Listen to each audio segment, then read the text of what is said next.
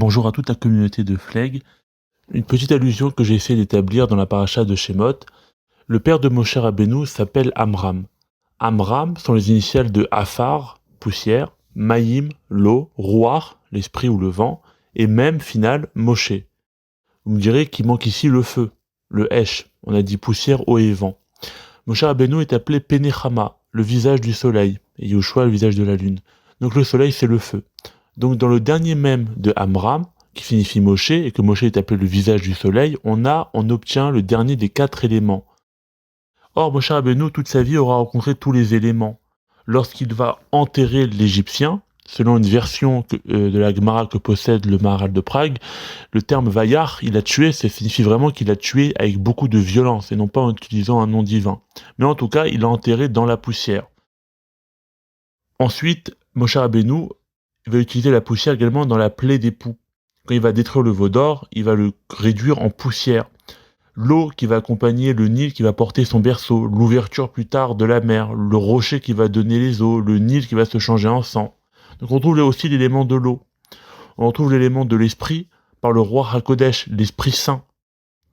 On retrouve l'élément du vent qui va souffler sur la mer pour s'ouvrir dans la paracha de Béchalar. On trouve également l'élément du feu lors de Matan Torah. Également l'élément du feu lorsque la colonne de feu va stopper les Égyptiens devant la mer. Donc ces 4 éléments-là qui sont contenus dans le nom de Amram, ils vont se retrouver synthétisés en un seul épisode dans cette paracha, celle du buisson ardent.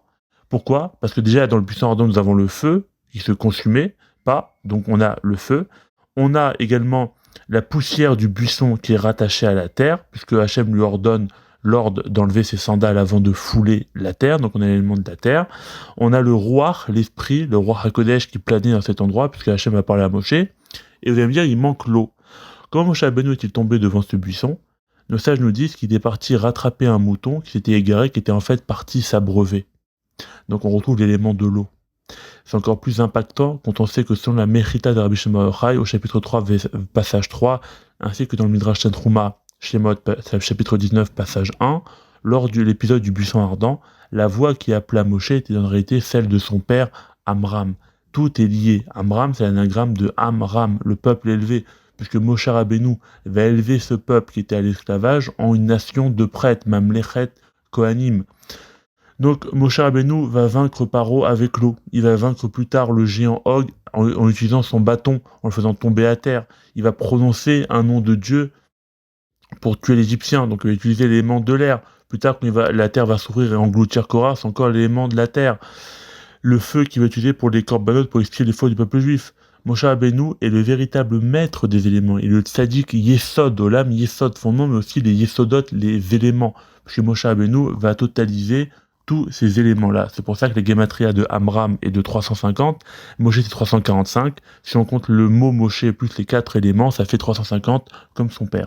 L'autre idée, mes amis, c'est que dans la paracha de Shemot, bien qu'au tout début on énumère le nom des enfants de Yaakov, si vous remarquez bien après, on n'énumère pas vraiment les noms. C'est une paracha qui est sous le thème de l'anonymat, puisque lorsqu'on nous parle de Shifra et Ploua, les sages-femmes, qui sont en réalité la mère de Moïse et sa sœur Yocheved et Myriam, on donne des surnoms. Quand on dit Vayeler Ish Bet Lévi Vaikar et Bat Lévi, un homme de la maison de Lévi a pris une fille de la maison de Lévi. Pourquoi est-ce qu'on ne dit pas simplement Amram et Yocheved ? On continue, on dit Vata Raïcha, et la femme vit, elle vit l'enfant. On continue de ne pas appeler la femme par son prénom, Yocheved.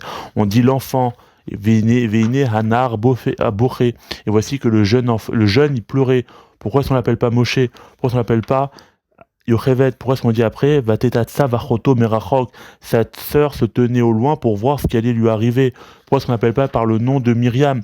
Pourquoi avec l'épisode de Datan et Aviram qui vont se battre, on nous dit Chéné, Anashim, Ivrim, 2 hommes hébreux. C'est un peu long, dis-nous simplement Datan et Aviram, comme le fera Rashi. Et ainsi de suite. C'est une paracha qui ne porte pas les noms, et pourtant elle s'appelle Shemot. C'est intéressant de voir quels noms vont être retenus dans la paracha, pas les 10 prénoms qu'a choisi Yocheved pour son fils Moshe. Ce qu'on va retenir, c'est les prénoms de Moshe, de Bithia, de Paro, de Yitro, de Tzipora et de Gershom. Le point commun de tous ces personnages-là, hormis le fait que la Torah mentionne leur nom dans la paracha Shemot, c'est que ces personnages-là ne subissent pas l'esclavage. Paro et Bithia ne risquent pas de subir l'esclavage. Moshe, Yitro et Tzipora, étant à Midian, ne subissent pas l'esclavage non plus. Mais ces gens-là, ces hommes hébreux qui prennent des femmes hébreux, cette femme, comme s'ils n'étaient plus des êtres, ils étaient déshumanisés, désincarnés, ils ne sont que des hommes qui ont une absence de nom. Et en fait, c'est un message pour nous dire que celui qui est en esclavage, à tous les niveaux possibles aujourd'hui, que cela puisse résonner en nous, il n'a plus de nom, il n'a plus d'identité, puisque le Chida nous dit que tout le destin, l'essence, la quidité de la personne est contenu dans son nom. C'est pour ça que seuls ceux qui n'étaient pas en esclavage, leur nom brille dans la paracha, et ceux qui sont en esclavage, la Torah ne les appelle plus par leur nom, malheureusement. Également, le personnage du frère de Moshe Rabbeinu, Aaron, qui n'était pas en esclavage, son prénom apparaît.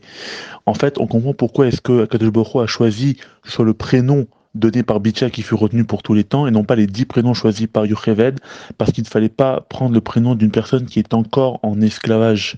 Sinon, ça aurait pu donner une force par rapport au fait que le prénom va guider le destin de la personne, car le prénom est le destin de la personne. Il fallait que le prénom soit donné par quelqu'un de libre, d'autant plus quand on sait qu'elle partait pour se convertir d'une certaine manière à la foi au Dieu unique.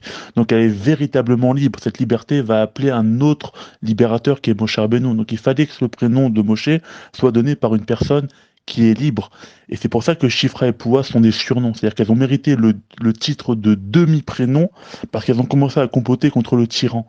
Donc elles commencent déjà à devenir des êtres véritables. Shabbat shalom à tous.